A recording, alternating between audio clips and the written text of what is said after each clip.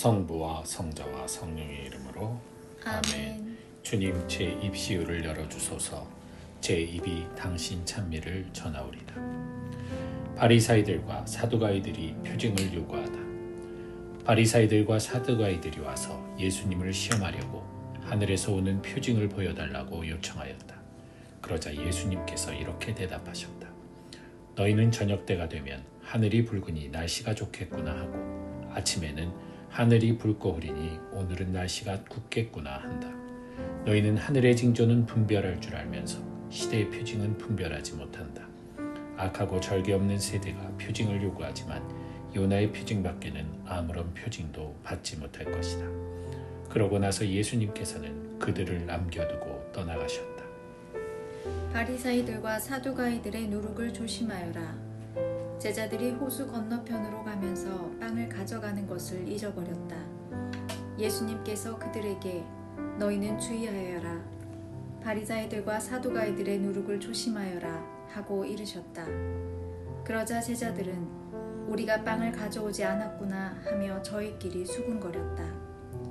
예수님께서는 그것을 아시고 그들에게 말씀하셨다. 이 믿음이 약한 자들아, 어찌하여 빵이 없다고 너희끼리 수군거리느냐? 아직도 이해하지 못하느냐? 빵 5개로 5,000명이 먹은 일을 기억하지 못하느냐? 너희가 몇 광주리를 거두었느냐? 그리고 빵 7개로 4,000명이 먹은 일을 기억하지 못하느냐? 너희가 몇 광주리를 거두었느냐? 내가 빵을 두고 말한 것이 아님을 어찌하여 이해하지 못하느냐? 바리사이들과 사두가이들의 누룩을 조심하여라. 그제야 그들은 빵의 누룩이 아니라 바리사이들과 사두가이들의 가르침을 조심하라는 말씀인 줄을 깨달았다. 베드로가 예수님을 그리스도라고 고백하다. 예수님께서 가이사리아 필리피 지방에 다다르시자 제자들에게 사람의 아들을 누구라고들 하느냐 하고 물으셨다. 제자들이 대답하였다. 세례자 요한이라고 합니다.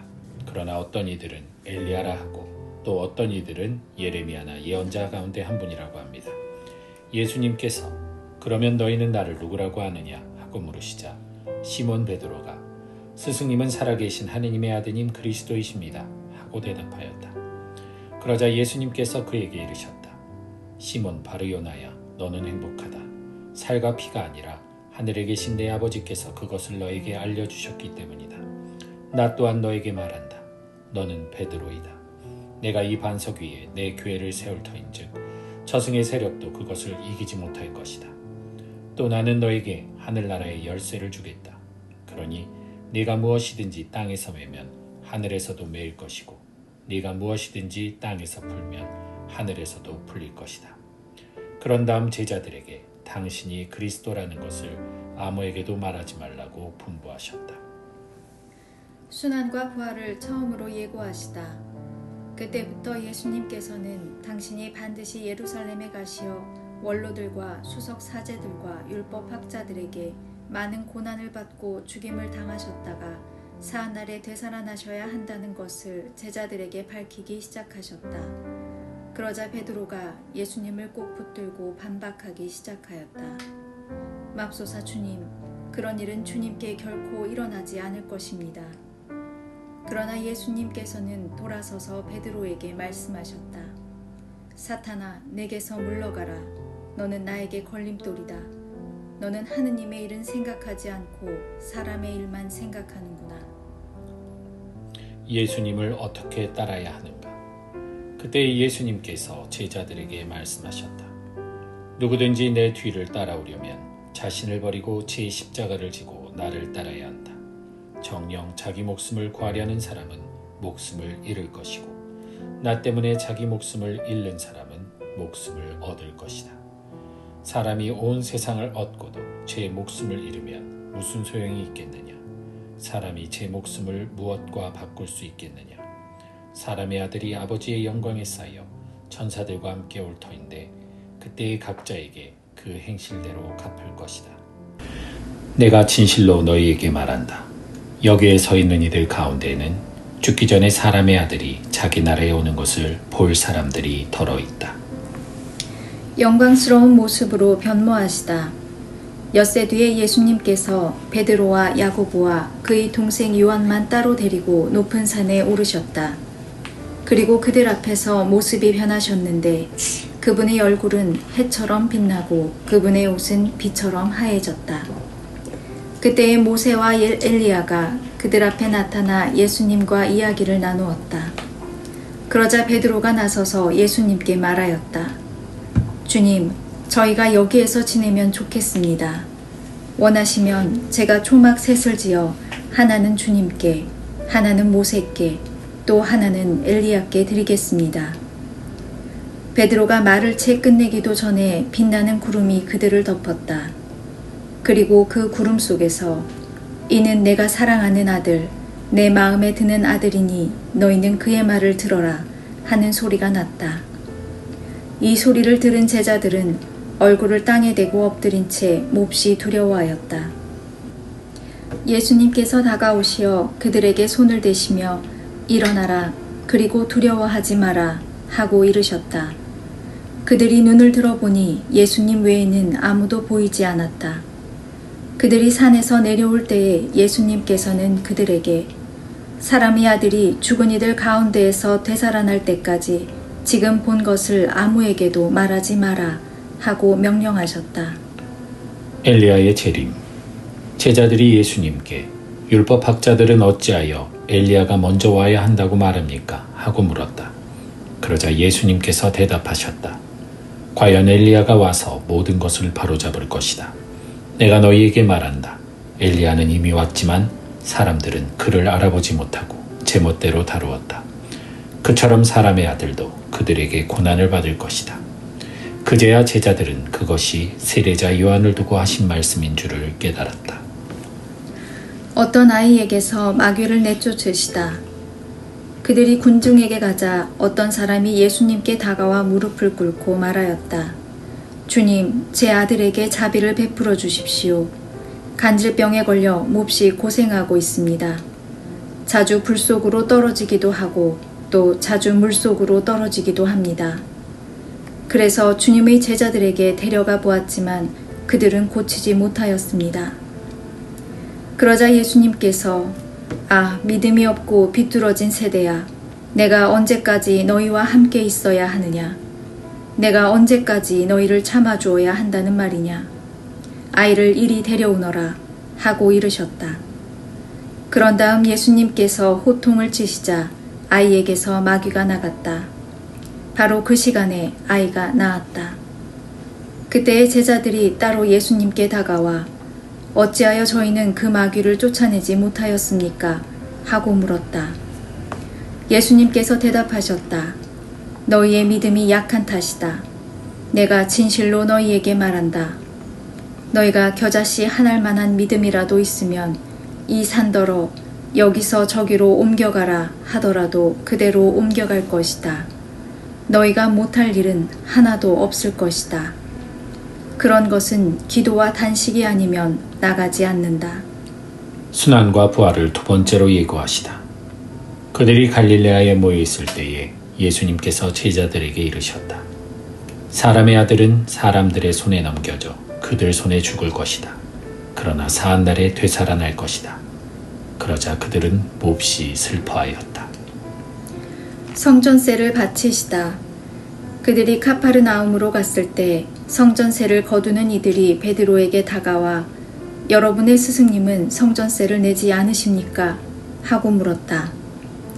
베드로가 내십니다 하고는 집에 들어갔더니 예수님께서 먼저 시몬아, 너는 어떻게 생각하느냐?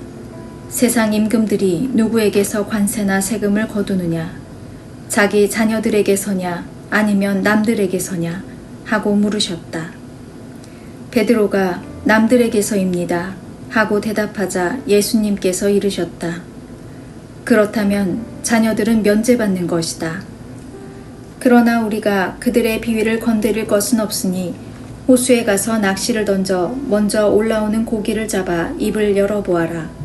스타테르 한 잎을 발견할 것이다. 그것을 가져다가 나와 내 몫으로 그들에게 주어라. 하늘나라에서 가장 큰 사랑.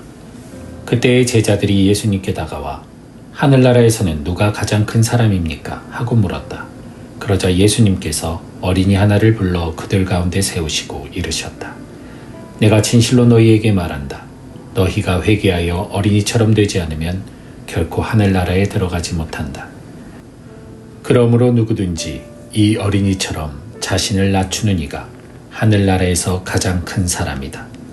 또 누구든지 이런 어린이 하나를 내 이름으로 받아들이면 나를 받아들이는 것이다. 죄의 유혹을 단호히 물리쳐라. 나를 믿는 이 작은 이들 가운데 하나라도 죄짓게 하는 자는 연자매를 목에 달고 바다 깊은 곳에 빠지는 편이 낫다. 불행하여라. 남을 죄짓게 하는 일이 많은 이 세상. 사실 남을 죄짓게 하는 일은 일어나기 마련이다. 그러나 불행하여라. 남을 죄짓게 하는 일을 하는 사람. 내 손이나 발이 너를 죄짓게 하거든 그것을 잘라 던져버려라. 두 손이나 두 발을 가지고 영원한 불에 던져지는 것보다 불구자나 절름발이로 생명에 들어가는 편이 낫다. 또 내 눈이 너를 죄짓게 하거든 그것을 빼 던져버려라. 두 눈을 가지고 불타는 지옥에 던져지는 것보다 한 눈으로 생명에 들어가는 편이 낫다. 작은 이들을 업신여기지 마라. 너희는 이 작은 이들 가운데 하나라도 업신여기지 않도록 주의하여라. 내가 너희에게 말한다. 하늘에서 그들의 천사들이 하늘에 계신 내 아버지의 얼굴을 늘 보고 있다. 사람의 아들은 잃어버린 것들을 구하러 왔기 때문이다. 되찾은 양의 비유. 너희는 어떻게 생각하느냐? 어떤 사람에게 양 100마리가 있는데 그 가운데 한 마리가 길을 잃으면 99마리를 산에 남겨둔 채 길 잃은 양을 찾아 나서지 않느냐? 그가 양을 찾게 되면 내가 진실로 너희에게 말하는데 길을 잃지 않은 99마리보다 그 한 마리를 두고 더 기뻐한다. 이와 같이 이 작은 이들 가운데 하나라도 잃어버리는 것은 하늘에 계신 너희 아버지의 뜻이 아니다. 형제가 죄를 지으면 깨우쳐 주어라. 내 형제가 너에게 죄를 짓거든 가서 단둘이 만나 그를 타일러라. 그가 네 말을 들으면 네가 그 형제를 얻은 것이다. 그러나 그가 네 말을 듣지 않거든 한 사람이나 두 사람을 더 데리고 가거라. 모든 일을 둘이나 세 증인의 말로 확정지어야 하기 때문이다. 그가 그들의 말을 들으려고 하지 않거든 교회에 알려라. 교회의 말도 들으려고 하지 않거든 그를 다른 민족 사람이나 세리처럼 여겨라. 내가 진실로 너희에게 말한다. 너희가 무엇이든지 땅에서 매면 하늘에서도 매일 것이고 너희가 무엇이든지 땅에서 풀면 하늘에서도 풀릴 것이다. 함께 기도하면 아버지께서 들어주신다. 내가 또 진실로 너희에게 말한다. 너희 가운데 두 사람이 이 땅에서 마음을 모아 무엇이든 청하면 하늘에 계신 내 아버지께서 이루어 주실 것이다. 두 사람이나 세 사람이라도 내 이름으로 모인 곳에는 나도 함께 있기 때문이다. 형제가 죄를 지으면 몇 번이고 용서하여라. 그때에 베드로가 예수님께 다가와 주님, 제 형제가 저에게 죄를 지으면 몇 번이나 용서해 주어야 합니까? 7번까지 해야 합니까? 하고 물었다. 예수님께서 그에게 대답하셨다. 내가 너에게 말한다. 7번이 아니라 77번까지라도 용서해야 한다. 매정한 종의 비유. 그러므로 하늘나라는 자기 종들과 셈을 하려는 어떤 임금에게 비길 수 있다. 임금이 셈을 하기 시작하자 10,000달란트를 빚진 사람 하나가 끌려왔다. 그런데 그가 빚을 갚을 길이 없으므로 주인은 그 종에게 자신과 아내와 자식과 그 밖에 가진 것을 다 팔아서 갚으라고 명령하였다. 그러자 그 종이 엎드려 절하며 제발 참아주십시오. 제가 다 갚겠습니다. 하고 말하였다. 그 종의 주인은 가엾은 마음이 들어 그를 놓아주고 부채도 탕감해 주었다. 그런데 그 종이 나가서 자기에게 100데나리온을 빚진 동료 하나를 만났다. 그러자 그를 붙들어 멱살을 잡고 빚진 것을 갚아라 하고 말하였다. 그의 동료는 엎드려서 제발 참아주게 내가 갚겠네 하고 청하였다. 그러나 그는 들어주려고 하지 않았다. 그리고 가서 그 동료가 빚진 것을 다 갚을 때까지 감옥에 가두었다. 동료들이 그렇게 벌어진 일을 보고 너무 안타까운 나머지 주인에게 가서 그 일을 죄다 일렀다. 그러자 주인이 그 종을 불러들여 말하였다. 이 악한 종아, 내가 청하기에 나는 너에게 빚을 다 탕감해 주었다. 내가 너에게 자비를 베푼 것처럼 너도 내 동료에게 자비를 베풀었어야 하지 않느냐. 그러고 나서 화가 난 주인은 그를 고문 형리에게 넘겨 빚진 것을 다 갚게 하였다. 너희가 저마다 자기 형제를 마음으로부터 용서하지 않으면 하늘의 내 아버지께서도 너희에게 그와 같이 하실 것이다. 주님의 말씀입니다. 그리스도님 찬미합니다. 성부와 성자와 성령의 이름으로 아멘. 아멘.